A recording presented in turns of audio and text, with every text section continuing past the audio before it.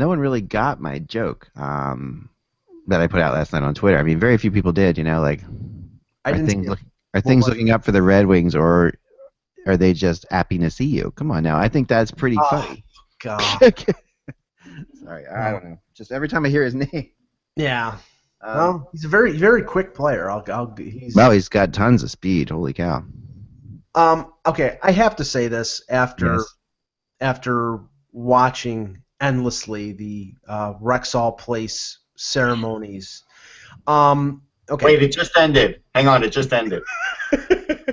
Okay, I am an appreciator of the history of hockey, and it doesn't have to do with just the Maple Leafs. When there's a ceremony in Montreal or Boston or anywhere, I'm a sucker for that because I love the game.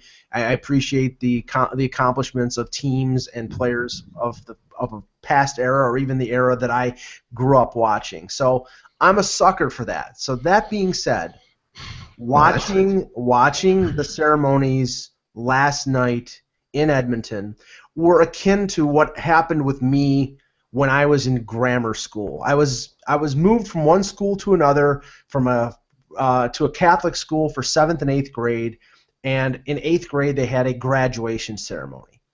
So you go up there, and my last name beginning with the letter A. I go up there first, and they have the nuns and the priests and the teachers all lined up, and they give me the diploma, and I was supposed to just go from there, go off the stage, go back and sit down in the pew. But I, not knowing any better, went up, got my diploma, and shook the hands of everybody really quickly and sat down. The problem was that everybody after me, everyone, had been there since kindergarten. So they went up, shook the hands, got their diploma, shook the hands, and then hugged the teachers and talked to the teachers, and a ceremony that should have taken a half an hour took almost 2 hours. That's the feeling I got last night. This thing was dreadful. It was one thing to acknowledge the history of the Oilers and the star players, Gretzky and Messier and Fuhrer and Anderson, all the guys who won the 4 Stanley Cups, Captain Canada, Ryan Smith, everything like this.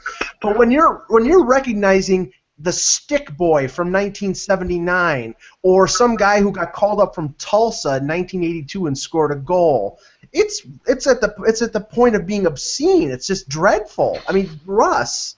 I mean, my God. I watched it. I turned it off. I turned it back on. It was still on. I turned it off again. It was nice. I think they did a great job. Oddly enough, when I turned it on, they were doing the memorials, so Kevin would like that. That was the exact point that I turned it on. I thought they did a great job with that, yes. But it did just drag on. I mean, an hour and 15 minutes, that's enough. That thing probably went 3 hours. I'm going to hi, Kevin. Oh, of course. Well, we knew that. And that's surprising. I'm going to disagree, too. I'm going to disagree, yes. Yeah, this is not for you guys. That's what I'm going to tell you. Yeah, that's exactly right. It isn't for Mike, so turn it off. Right, that's fair. But Kevin, see, the thing is, and it doesn't have to do with the Maple Leafs. I appreciated, when they closed Maple Leaf Gardens in 1999, they had a ceremony. They introduced a lot of players. It was I believe about an hour-long ceremony. It wasn't overbearing. And I eat this crap up. I love, seeing Gretzky and seeing Messier and seeing all these players. But when you're sitting down and having a talk around the campfire with Dave Semenko, I mean, it's what? Yeah, What you're missing? You're missing something very big here. And Kevin, you can stop me if I'm wrong, but I've lost my pointer, so I can't. There we go. Okay, what you're missing something very big here is that Edmonton is very unique in and of itself. It's this island. It's an island in and of itself, and Semenko is as much a cult figure as any. I mean, this town is full of this kind of cult figure, and I agree that we didn't used to see these kind of things because this kind of stuff would never be nationally televised. This is the kind of thing that would just be something that would be on the local TV and for the people who are there, and those people, they would really get off. They would love it. It's great. It was a fun time, and I don't know. I thought it was pretty awesome. I really am surprised. I mean, yeah, me too. I mean, to me, this is it reminds me of people who complain about the length of baseball games, and it's usually sports writers, and the idea when you're there, and you're there with your family and you're having a good time, it doesn't really matter to you. These things aren't for Russ and Mike, who are not Oilers fans. These are for Oilers fans. Like on Facebook today, there was some Oilers fans who were just commenting about how much they loved, seeing all the different guys that came back, and guys like, it wasn't just the stars. It was like everybody. Joey Moss at the end. Yeah. And to me, that's, you don't design this for these things for, people who tune in on their NHL package who are just, sort of hockey fans. There are some of these things, like I don't tune in to see the introductions of baseball players on opening day, even though I like to watch a lot of opening day games because I'm not interested in that. But I'm not offended by it that the thing takes 30 minutes because the people who are there, I don't disagree, Kev. You know what I think it is? I think they elongated it to fill a slot for television, and I think that's the issue. I do. I don't. Well, but my point is that's okay for them. It's not worth getting worked up over. This is a local story. Yeah, God, I get worked up over everything. Yeah. This is why I'm proud of you, Mike, for this thing. You are officially now. I mean, if you weren't before, which you were already, you are now officially an ornery, cranky old hockey writer. Because this is. You come on the show with Eric Tahachek and I now, so. I guarantee you that if you were sitting in the press box, Mike, everything you're saying would have been echoed by everyone around you. Yeah, but, right. Yeah, anything that delays the start of a game. Right, or puts anything onto the end of the game, or whatever it is. I would have been claiming. I had one problem with it, and one problem only. Can anyone guess the problem I had with it? What? I hated the fact that they were wearing their stupid orange jerseys. I don't like. To me, the Oilers are that old. Or Oilers team should not be wearing these modern day Oilers jerseys. That's the only problem I had. Throw it out there. Well, that was a transition to the new Oilers. To the. That's marketing to me. That's like, okay, we're going to sell these jerseys. We're going to get people to buy an orange Gretzky jersey or whatever. That's like, okay, but this like Gretzky. One of the things that I loved about the Oilers was I thought they had the best road jerseys in the NHL back then. And when I mean, they were an amazing team, but also when they came in, they looked sharp. The first time I saw them in the Spectrum, I was there in 1980. I saw them come through. I was amazed. I was like, these guys look awesome. This is the cool jersey. Hey, so let me ask you, did you enjoy that ISO cam of Wayne talking to Janet and not knowing what they were saying and then just staying on that way too long? Did you enjoy that of too? course not. That's embarrassing and shame. But that's not, that stuff's going to happen. This isn't like, this isn't the Hockey Night in Canada production. This is the Edmonton Oilers putting together something. I have to give Russ the credit for this because he pointed this out to me last night. The thing that was the strangest was not only talking to the players in the rich history of the Oilers, but them talking to Jordan Eberle and Taylor Hall, and I'm thinking to myself, okay, you're celebrating here the guys who have led you to 4 30th place or first picks in the last 6 years, and who are probably going to be traded by next October. Right. So it's one thing to talk to guys who are like Gretzky, like Messier, who are hockey immortals. This franchise, the current construction of it, has not put themselves in the best light. And I'm like, it's one thing to talk to Connor McDavid because Connor McDavid is the center of the franchise and will be for the next decade unless he goes free agency to Toronto in 7 years. Again, I'm going to ask this question again. So none of those kids and none of those fans in there had any affinity for Taylor Hall or Jordan Eberle. Yeah, they love Taylor Hall. No, they do. But if you're having an old timers day, do you have like Derek Jeter play an old timers day? Because that's what it's like. Well, I mean, I understand all that, but I'm just saying it's not, when he was playing. It's not for us. It's for the. And if I'm the Oilers, I'll take anything I can to connect this team to that great team. Although I will say this, in the spirit of joining in the just how many people they had in the wide variety. At some point, I thought they were going to haul out Vicky Moss at some point. Yeah. Wasn't that the name of Gretzky's first girlfriend? I think so. Yeah. For Rodney Allen Rippey, because I know he was in the locker room and took a picture of Mark Messier in his underwear. I remember that. Yeah. So. I was there for one game and I wasn't invited back, so that's all I can say. Let's have a video presentation for Fernando Pisani's great NHL career. Well, when we close the Hockey Buzz Arena, you're not going to be invited, Mike. Too. That's fantastic. Thank you for sparing me that. Anyway, You are not in the Ring of Honor now. That's right. I do wax nostalgic a little bit about the end to the great Northlands Coliseum, just because my career at USA Today started in the middle of the Oilers' heyday. So essentially, I would spend every spring in Edmonton, Alberta. Right. And it was a great introduction.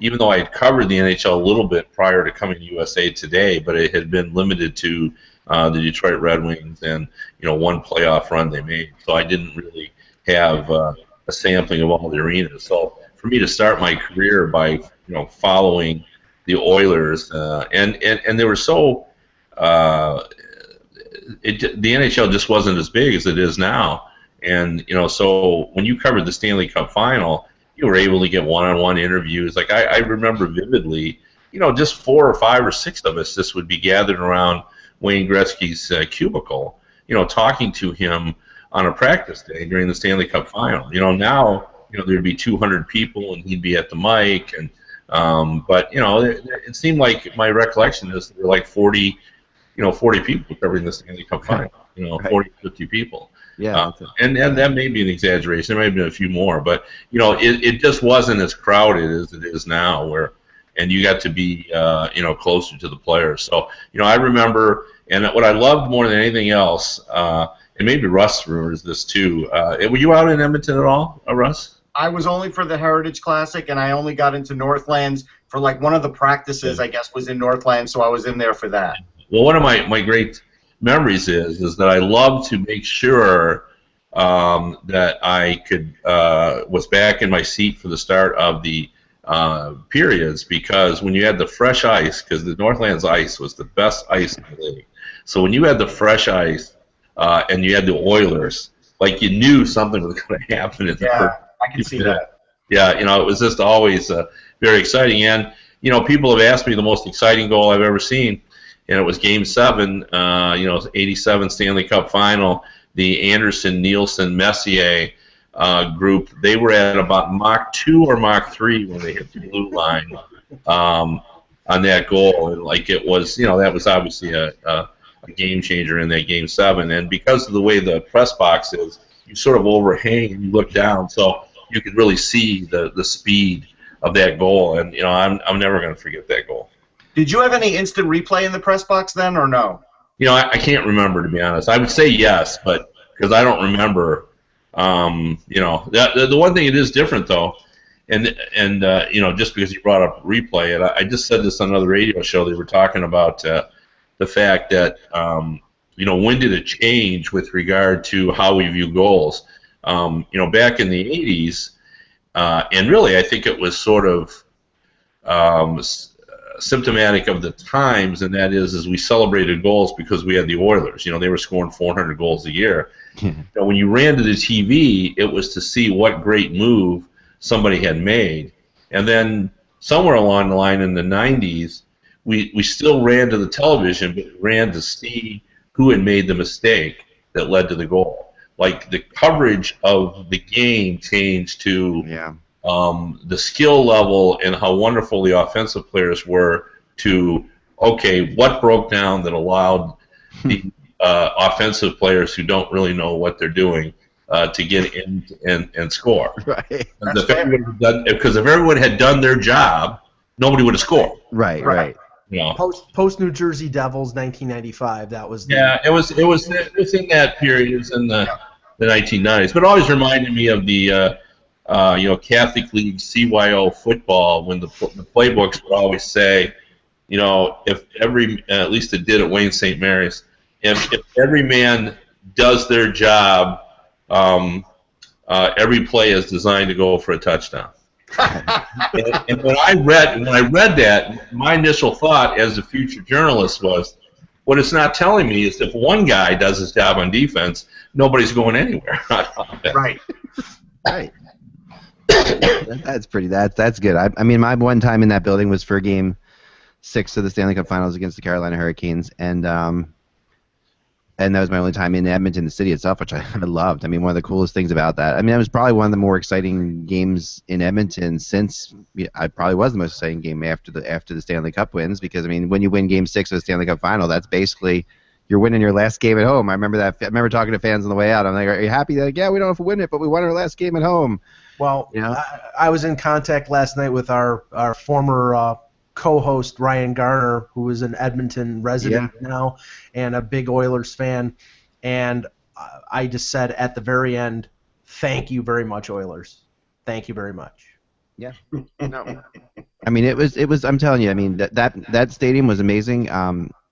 I like you did overhang. You know that they did have that overhang press box, which feels like it's hovering from the sky, and Was it's it a little gondola? nerve-wracking Was it hanging from the roof? yeah, so you have fans behind you too. Like Pacific that's the weird thing. Coliseum's like that. It's scary. Cobb's Coliseum in Hamilton is like that. Yeah. It is the scariest press box. It is. I haven't been to all of them, but it is the scariest press box. I was there for an AHL game, and after the national anthem, when they started playing the music, the press box started to sway back and forth.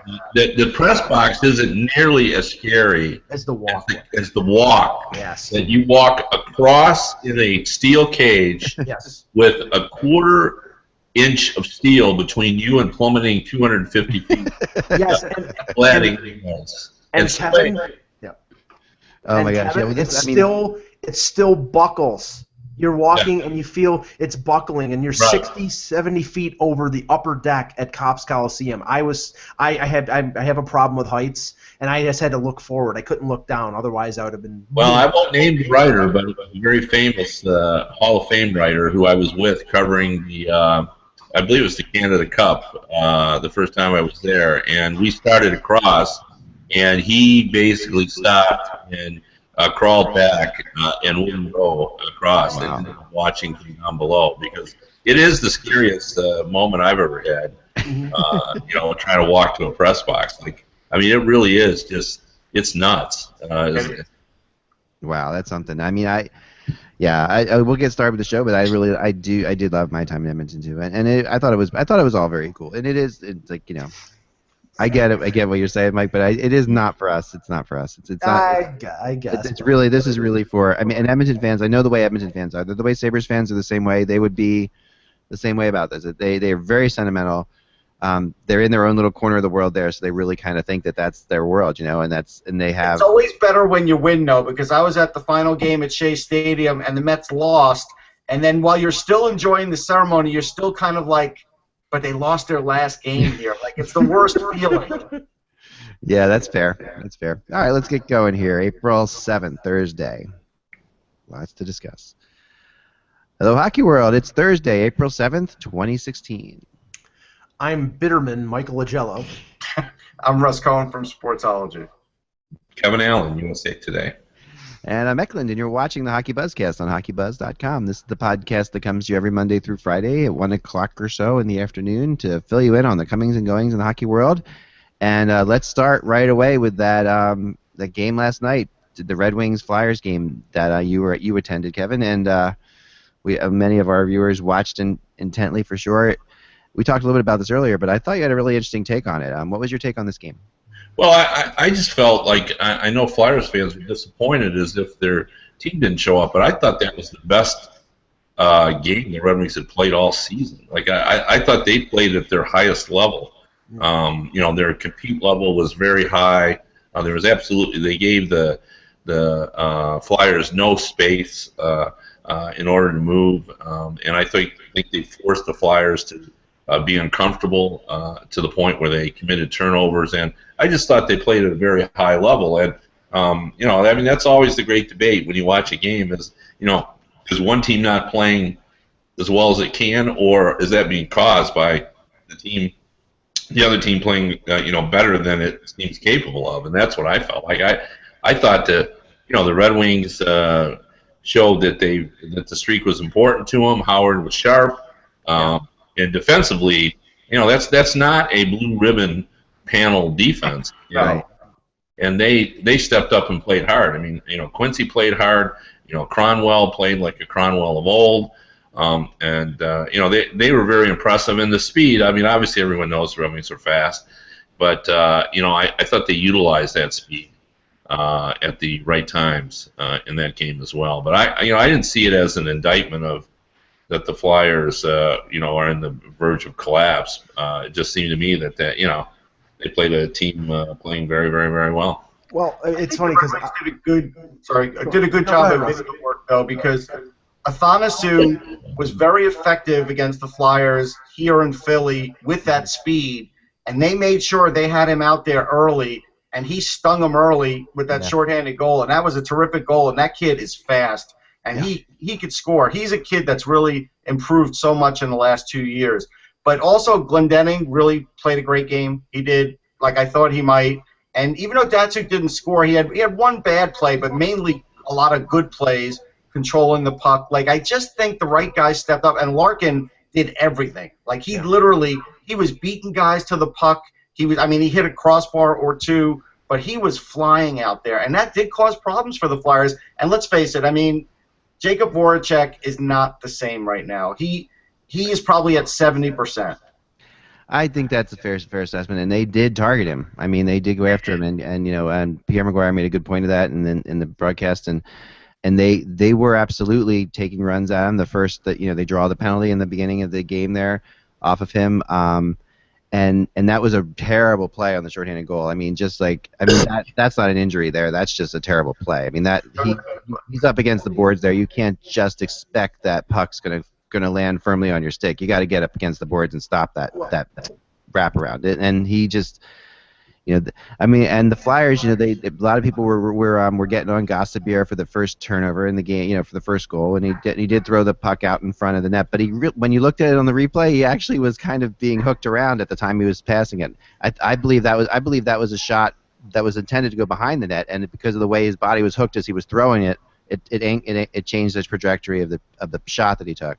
To Kevin's point, though, I saw this team live 4 days ago, and they didn't play anywhere like this in Toronto on Saturday night. It was a complete effort. Howard, especially in the third period, late when it was 2-0, when Philadelphia was pressing, made like 2 or 3 really great saves. That if Philly scores a goal there, you don't know whether they can come back. They've had a history of being able to come back late. So so I have to give the Red Wings credit. I still think that they're in tough in a sense. Going into Boston rested. It's a very important game for them, because if they lose, they're pretty much done. And Detroit expending as much energy as they did to get the win against Philadelphia, it's going to be tough. If they get a point out of it, then I think they're set. But Boston's going to be really tough on them tonight. It'll be a very, very entertaining game. I would say this about which I think is important going into tonight's game. It doesn't matter who the Red Wings goalie is going to be next week or next season. Jimmy Howard is the guy. Yeah. Even though this is back-to-back games, twice in 6 days, and coaches, obviously do not prefer, but he is the guy. 3 wins in a row. Played well. Mrazek does not look sharp. He seems to be a confident failure there on Mrazek, and suddenly Jimmy Howard, who did not look like the model of composure or confidence, earlier. I just wrote a little piece on Howard and just about how, he's sort of risen up. But there was a point when he went 2 months without a win this season, and there was another period where he lost 5 in a row with a goals against average of 4.57. Right. So he is not. This is the worst season of his professional career. And I would say over the last 4 days, he's probably received, the highest level of accolades that he might have had in Detroit. He's really been appreciated for what he's done in these 3 games, because I think this dip has sort of forced the Red Wing fan base to come to grips with how they feel about this streak. And I think the exit polling is in, and I think fans, feel pretty strongly about this streak, which, before they were talking, we'll get the Matthews sweepstakes, and I don't think they feel like that anymore. So. No. Watching. The worry I would have as a Flyers fan or for the Flyers is Steve Mason, because every game he has to lay out and just make unbelievable saves 4, 5, 6 times a game, and you know, he's going to run out of gas. He's just going to run out of gas. And if I'm Toronto, I'm just taking a million shots on the Flyers. Like that's my game plan. Just take as many shots as I can on Mason because we don't know when he's going to wind down. He may not at all, but now he's playing a lot of games in a short amount of time. That was the one thing I disagreed with Pierre McGuire last night when he said Mason doesn't look tired or exhausted at all. I don't think that's the case. I mean, some of those saves that Mason were making were phenomenal saves, but his bounce back up after them was not his normal bounce back up after them. He is a tired goalie. There's no two ways about it. And the Flyers' main point when I talked to some people like right before the game last night, they were stressing how much they wanted to win these 2 games in a row to get Mason the weekend off. You know, now they're going to be fighting for their playoff lives through Sunday, I think. So they're in a spot now where they really have to do that. I do think that they played a little bit of a nervous game last night, but I wouldn't say that they played a bad game. And I mean, the 2 goals the Red Wings scored were very opportunistic. They were terrible giveaways. But there were other terrible giveaways they didn't score on, and the Flyers had a couple more. Matt Reed has lost his way completely. You notice that? I mean, he's absolutely doing things that just are really weird. I mean, it's one thing when a guy loses his speed. Like Matt Reed definitely depends on his speed to be his game, but he is throwing some weird passes across the middle of the ice. It killed him 2 games ago against Pittsburgh. It killed him a couple times last night too. The other thing the Flyers have to get together is that people know what they're doing on their first power play unit. This is not working anymore. Like they're saying, oh, the second power play unit is playing better. That's because they at least do different things on the second power play unit. The Flyers' predictability of their first power play unit is unbelievable to the point. They're blocking the shooting lanes now of Gostisbehere. They all are doing it. They're blocking, but to the point where the Flyers, and you know, my least favorite play in all of hockey, and every team does this now, I've talked about it before, is when the player's carrying the puck up the ice, they get over, and they're on the power play, they get over the red line, and they wait, and they turn around for another guy who's coming behind him and pass to him. And they pass it back. I hate it. I know. The Flyers do it every single line rush, to the point where you'll now see Gostisbehere brings it up and waits for Giroux to circle around, right? Yeah. So now there's a guy just standing there waiting for Gostisbehere to do it. It's literally it's unbelievably predictable. Gostisbehere has to just carry the puck in a couple times and not throw it back to Giroux. I'm telling you, if it happened 5 times last night, that would end that. It would. Oh yeah. If it happened 5 times last night, it happened 20 times last night that they tried to make this pass back, and it's a stressful pass back because you're making this pass back, and if it's picked off, Giroux is heading full speed this way. Yep. If it's picked off, it's a breakaway the other way. They're that close to giving up another shorthanded goal 2 or 3 times a game because they're insistent on entering the zone with that particular play, which is very popular now throughout the whole league. But the Flyers just will not do any other play, and that's killing them too. So, I mean, I know Gostisbehere was a -3. Giroux's line was a -3 last night. I don't really take that into consideration much. One with the empty net goal was of course they're going to be out there for that, and the power play goal they're going to be out there for that. So, well, I mean, things to look for tonight with Toronto going to Philadelphia. I mean, Toronto played last night the home finale against Columbus, and after scoring the opening goal shorthanded, allowed 5 straight to Columbus, who looked completely disinterested in the first half of the game. They can clinch 30th place. That's all. Yeah, and it was a loss. They can clinch 30th. I saw that. So, and they'll probably play Jonathan Bernier because Sparks played last night, and he's played well over since the trade deadline. He's actually played better. But you've got pretty much, with the exception of Morgan Riley and about maybe 3 or 4 other players, guys who are not going to be on the Leafs next year. So this may be their chance to prove themselves. But it also, in the second of back-to-back nights against a team that's motivated like Philadelphia, I'm expecting a can of whoop ass to be opened. I mean, you would think, but I'm sure Babcock's going to give the speech. You could kill the Flyers season if you win this game. Yeah, he already did. He did yesterday. He was basically saying that the fans giving the Leafs applause at the end of the game yesterday were just being kind, and that the effort was completely unacceptable. So yeah, I'm sure he's trying to prove something, that every game means something.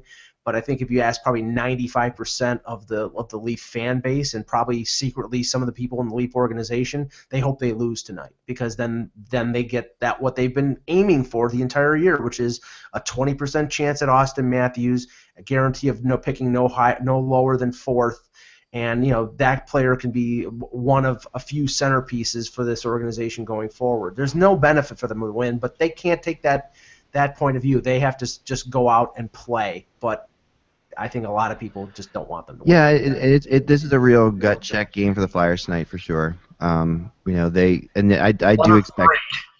What was that? One of three. One of three, but this one particularly. I mean, if they don't win this game for some reason, you know, then you're really that. It's but, soul crushing. It's soul crushing if they lose. That is a soul crushing game if they don't win tonight. And then they could turn around and win both games on the weekend still. You know, the way the NHL works is just bizarre. But I do think that you know, so far I've been almost dead on, by the way, and I'm predicting all these games to the end. I do think that Boston wins tonight. That's what I said before. But I said it would win in overtime. I'm going to stay with that.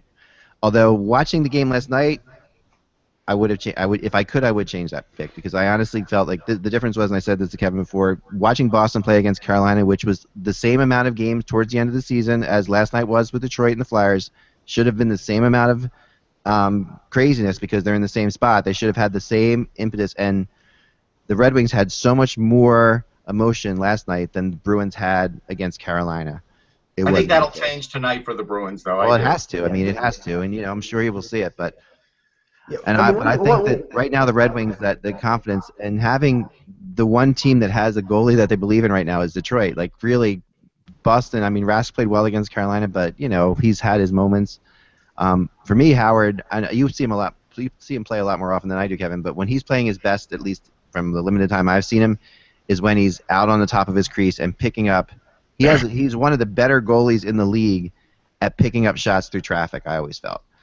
And last night, a couple times he made a glove save that how could he have seen? You know, like there were several of those last night. You're looking at how could he have possibly seen that shot with all the people between? Yeah, to me, his issue is always confidence, and you know he totally disputes that. Like he always says he's confident, but anybody who watches him, you can just see like he loses confidence, and then you know it's almost like he's expecting to get beat, and he does. It becomes self-fulfilling, and you know what they liked about Mrazek, although it has not been true lately, is that a bad goal that he gives up does not conquer him. You know he moves on, short memory, and off he goes. Now that's not been the case recently when you know he's given up one bad goal and then two bad goals and then trouble.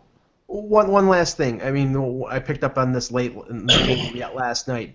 You know, Wayne Simmonds is a very important player to the Flyers.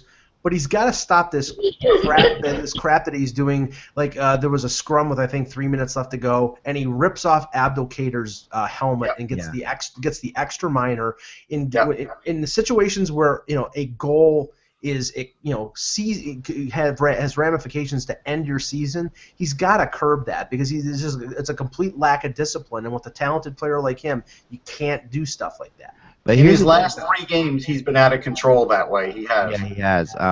He is a really interesting character because I mean he's a way better player than people give him credit for. He is maybe the best. Maybe I've talked to NHL players who feel that might be the best along the boards of any player in the league just as far as his ability. And he does have. He had a couple last night where he'll go through 3 or 4 guys along the boards and they can't get the puck by him. But he also is incredibly. You know, like when they say, you know, the whole thing of the you know that you shouldn't get too high or too low. Wayne Simmonds is the opposite of that. Yeah, he gets high. He always gets too high and always gets too low. And I've seen both sides of it. I've seen him just elated beyond what you would ever expect, you know, and depressed beyond what you'd ever expect in the locker room. I've seen both Wayne Simmonds, like where you just and I remember one player told me that their fear was when Hartnell and Timonen left the team that this locker room had a self-defeating attitude to it at times, that it really got down on itself quickly, and one of the players that led that charge, according to this ex-Flyer player, was Wayne Simmonds. That Wayne Simmonds had this ability to get down on himself so much, and what has happened through this whole stretch is Simmonds hasn't been that way at all. He's been very positive. He's been upbeat. His confidence is going and going and going. And you know, he is the guy to look for tonight to have like a killer game. Like I could see him tonight having a monster game. This is the guy I think that more than any other player on the team wants to make the playoffs. He's just he's all bought in, and he's become very important for them. Here's my last thing on it too, though, Ek. Yeah. He can't ignite the other team if he tries. Right. just start up with them early and sort of ignites them and then sort of unites them against Wayne Simmonds, that will be a problem. That is a problem, and you can see in a playoff series that could really happen. Well, he's lucky in one respect. Nazem Kadri is not going to be in the lineup. Those two guys, they have similar type of lack of control issues. You know, if they started going at each other, this could be a pitched battle. But I just think the Leafs are essentially, we got 2 games to go. Let's just. But they're very different. I don't want anybody listening to think that Wayne Simmonds is anywhere close to Nazem. No. Wayne Simmonds is absolutely not a. He's a really good guy. He's a really strong player. He just does. I mean, admittedly, I think to himself, and will admit that he is emotionally wide. And there's. We got to talk about this other big matchup tonight, though. Yeah, let's get into that first. The Rangers Islanders. We got to talk about that. This is getting more and more interesting all the time. Neither team wanting to play the Penguins, in my opinion. I know that might. It doesn't matter though. With these two teams, they don't know how to let their foot off the gas when they play each other. I've been to so many Ranger Islander games as a fan, as media. There's no way they're walking into that game saying we're going to let them win. There's no way. It's going to be great. I mean, I just. And now the Rangers are facing some more injuries too. Girardi's not going to play tonight. I heard about Girardi, but I doubt he's playing. Yeah, I heard he's not playing. Okay. The Islanders are who's playing in goal tonight for the Islanders? Do we have any idea? Greiss is in. It's Greiss versus Lundqvist. That's Greiss. Okay, so it is Greiss. Greiss has been, he's seems to be the epitome of a backup goalie, where he's much better coming in off the bench than he is when he has to be a starter. Yeah. But that doesn't necessarily matter either. I mean, I think from the rest of the league's point of view, if you want to knock the Penguins out, you want the Rangers to do it, because the Islanders aren't going to knock. I think the Rangers have the best shot at knocking the Penguins out because of Lundqvist. Even though they're weakened, and they're severely. Even though they're weakened, you still have Patrick Lundqvist. You need Patrick Lundqvist can knock the Penguins out. Thomas Greiss right now cannot knock the Penguins out. So that's your best bet if you want to get rid of. I'll tell you what. With this matchup though. If I'm the Islanders, the one thing the Rangers can't seem to stop, and now that they're weakened on defense, if Nelson and Lee set up in the crease, they could really hurt the Rangers, because those two guys have hurt the Rangers in the past by getting dirty goals down low, by giving Lundqvist trouble.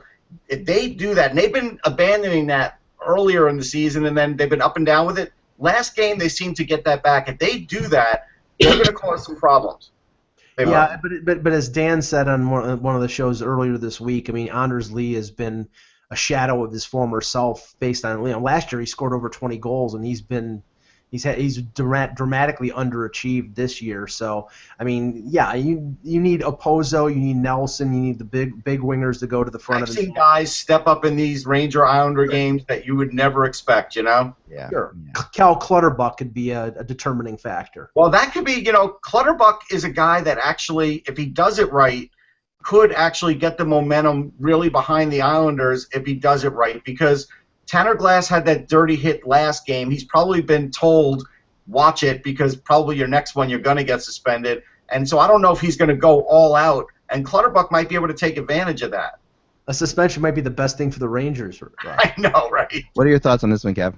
Well, it's certainly one of the better rivalries left in the league. It's funny, but we used to have so many good rivalries, and now I think they've sort of gone by the wayside a little bit. But that's still a good rivalry, and I think the injury situation has become critical for the Rangers. I really do. I mean, especially McDonough, with the reports Larry Brooks came out that it's a broken bone and he's going to miss the playoff games, and that's a very difficult situation for them, because what makes the Rangers more formidable in the postseason is the fact that there's still some residue compete level left over from the Tortorella era, where they get in the playoffs, they play a little bit grittier, they're harder to play against, and McDonough is a big part of that. So, I think I've over the years changed my opinion of the importance of playing well down the stretch,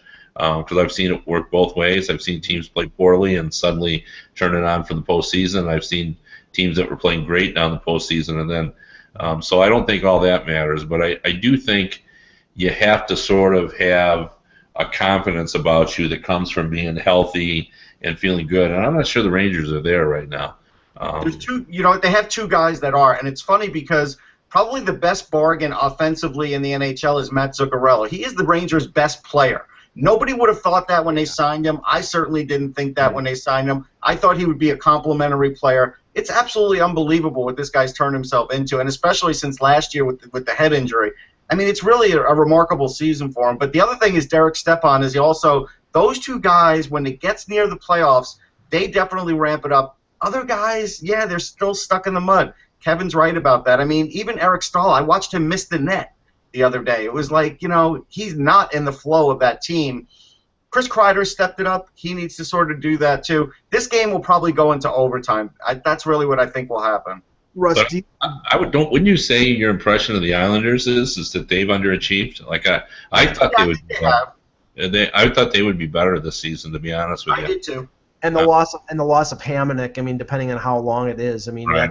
That's crippling. But Russ, the thing is, with Girardi dinged up, I'm assuming he's going to play in the playoffs. But right now, they say day to day, and McDonough in question. Doesn't this mean they probably promote Yandel and up to the top pairing and play him 20, 25 minutes? I mean, I think so.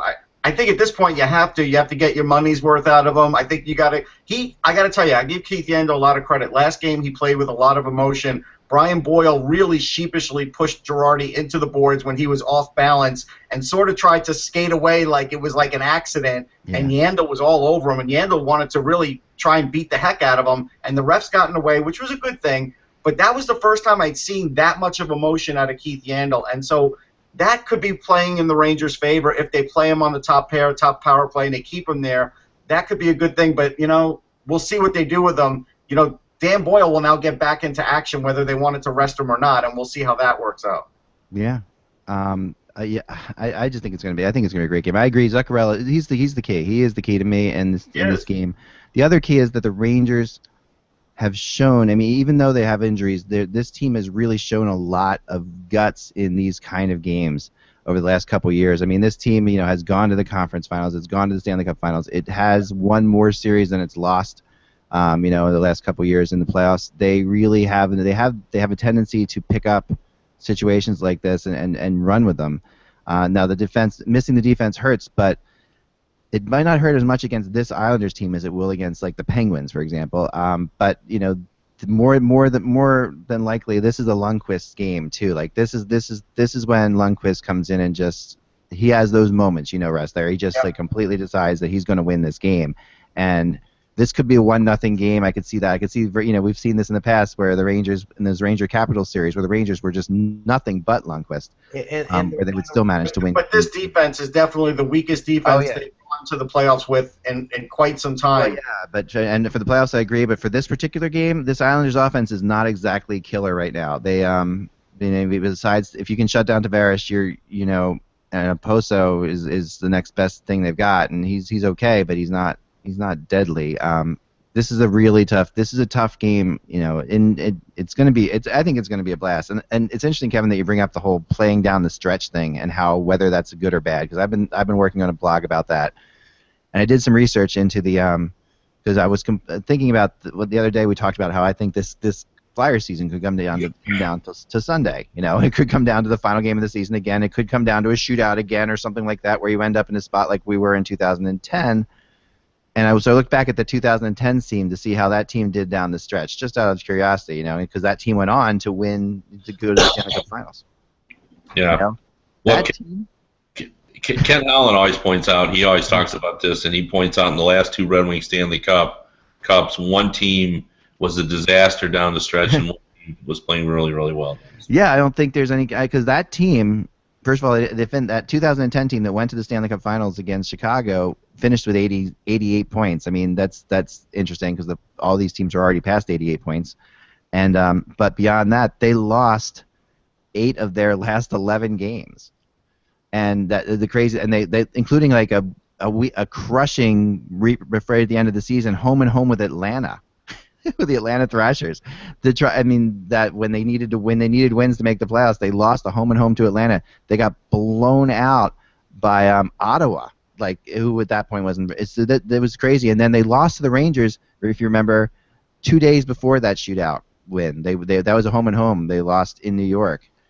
So yeah, they didn't look good against the Rangers in that game either. But they win that shootout 2-1, and then go on from there. So it's fascinating. The stats on this. So they played 286 times if Wikipedia is up to date, which it probably is, and it's 124, 106, 19, and 8 for the Rangers. But what's funny is in playoff games, it's 20-19 Islanders, and this is more like a playoff game. And I would actually say that that's probably the stat you look at, and that's how close it is. I mean, it's crazy. Yeah, for sure. Oh, it was. I remember I've done this before because you know me in the matchups, and I remember last year at one point it was dead even. Yeah. Not dead even like in wins. If you just take all the shootouts and stuff, you just say who won the game. They had each won the same amount of games, and they had each scored the same amount of goals within like 2 goals. It was that crazy. That's how close over the entire history of these two franchises. I think we need to talk about Bob McKenzie, one of my favorite people in hockey. Wrote an interesting story. He put together a panel of I think it was 7 general managers, 7 Hall of Famers, and I can't remember whether it was 7 coaches. There was another 7 as well. And he asked him to talk about the vote on the top awards. And Rookie of the Year was the first one, and Panarin was a runaway winner. And the one I was really fascinated with was the Norris Trophy, which we talked about yesterday, where Karlsson only got 2 votes out of his 21-person elite level. But what I found interesting is one of the general managers one of the coaches he quoted anonymously said that it's become troublesome to him that you can't say good things about one or the other because of how hostile the fan bases have become. Like it's almost like if you say one. And he brought this up just specifically about the Norris. If you say good things about one of the players, the other group's fan base, just attacks you viciously about that. And it's fascinating how that's, kind of. How many votes did Letang get? Because the other day he got 1. He got 1 because I think he's better than having a better season than earning just 1. Like if you look, like we said the other day, if you look at the defense for the Penguins. He's had an amazing year, 16 goals, 60-something points, and really good defensively, too. Like, he is – I mean, without him, there's no way they even make the playoffs. No way. I agree with you on that, and I think, as I said yesterday, he's much better defensively than people realize. Karlsson, basically, we're trying to turn him into an adequate defenseman. But Letang is better than that. You know what I mean? By adequate, I meant in terms of his ability to be a one-on-one defender. Right. Letang can play the traditional gritty physical style, give up no chances that you need to be successful in the postseason. That's the one thing the point I was trying to make yesterday when we were talking about whether or not this Penguins team can convert.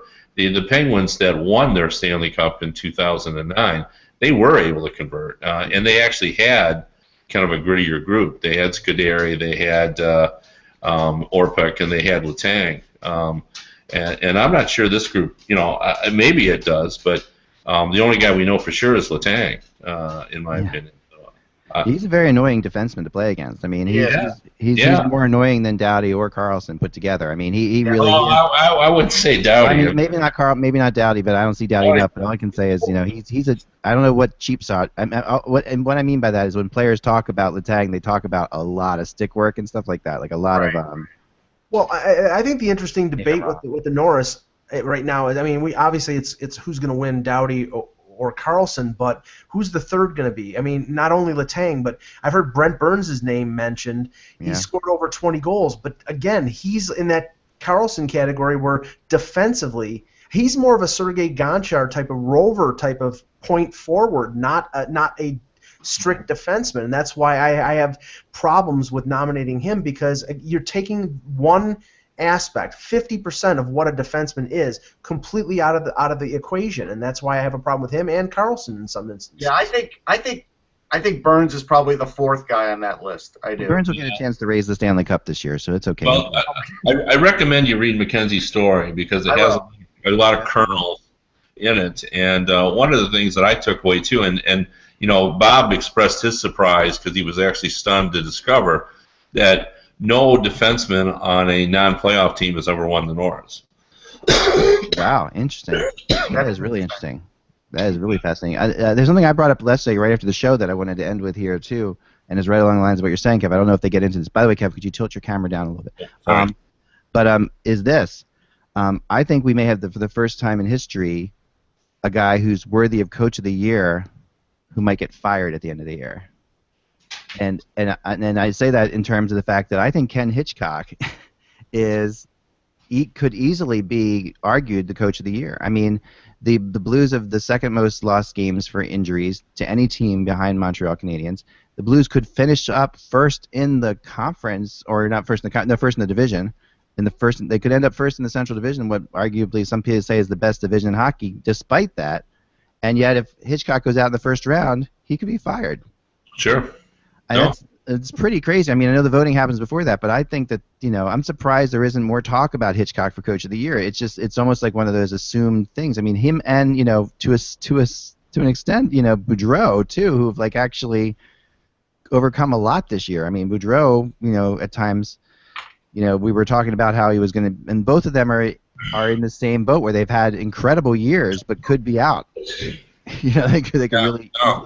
That's a tough call for the Coach of the Year. Like, there's a lot of candidates. We don't vote on it. Writers don't. It's broadcasters. But right. Barry Trotz is I think he's, to me he would be my favorite. Yeah, I mean he might be my vote too, but Gerard Dumont.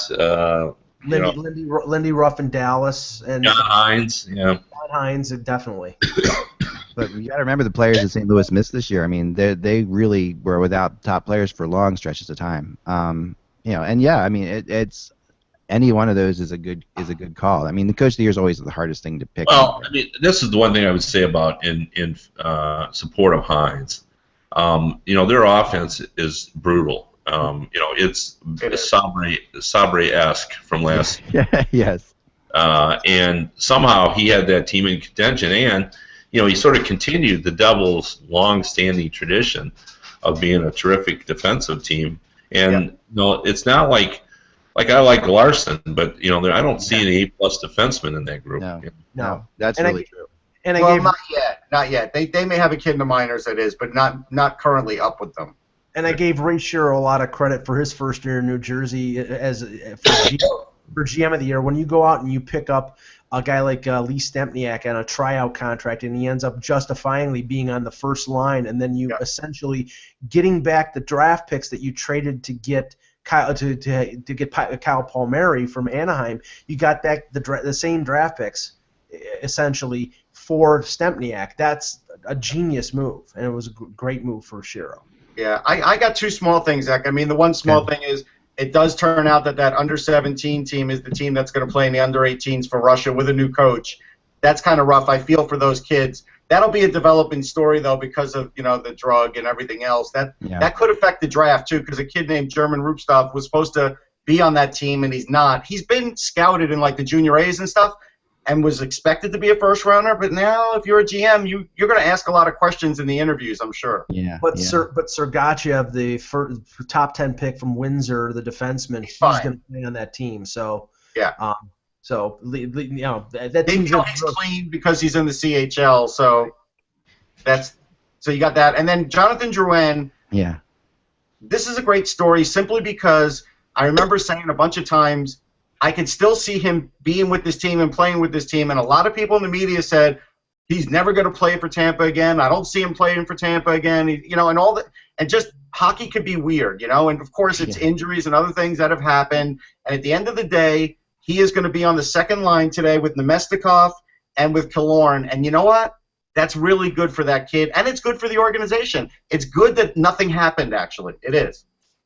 Yeah, I think so. Do you think, how does this affect him, Kevin, as far as moving forward? And do you still think? I agreed with Russ when he said it at the time. I think for the most part, the majority of people thought it was possible that he could end up, playing this season. You can't rule anything out now. I mean, no, he can't. If he has a great playoff, and if Stamkos leaves, maybe Eisman just says no. Eisman is a very calculating, very efficient, very effective general manager, and if he feels it's best for his organization not to trade Drouin, he won't. Right. And there's no way to disprove this, but I think that if Stamkos had stayed healthy, you wouldn't have seen this. He may have been called up. It's fair to say. He may have been called up and played with been an extra forward, one of the Black Aces, but I couldn't see him getting back in the lineup unless they'd had such a cavernous gap in terms of a top 6 forward. And now, I mean, this is a no lose for Yzerman, because if he plays well, if he wants to trade him, or if he feels the need that he has to trade him, this just increases his value on the market. I mean, you can see. Sorry, Kev. You can see Tampa struggling for goals, and I looked up Tyler Johnson's numbers, and they're exactly half of what he did last year. Yeah, and I by the way, just saying that it's possible that he could stay, I still think he'll be traded. But I'm just saying that there's an option there that if he didn't want to trade him, he doesn't have to. So. And I think he already knows. I was amazed. One thing I'll say after the last draft, I was amazed at how many people told me that they were working on draft day deals on the trade deadline day, because there was nothing left on the trade deadline to happen, and so I really think that there was more talk about Duran at the draft on this trade deadline than anything else. Like, I think that that's really what it was about. So, yeah, I think that there are teams that really would like to. Now, can his value be hurt if he comes in and doesn't do well? I don't think so. I don't think so either. He's too young. Yeah, he's probably too young, and everyone will say there's too many weird circumstances. But I think I agree with you to a degree, Mike, that Stamkos. But I think actually any top 6 forward would have gotten Drouin in. I think that really sure. They had any top. I also agree with Mike that they needed an injury, but those things happen all the time. So right, precisely. I definitely agree with that. All right, let's get to our lottery simulator before we get out of here today.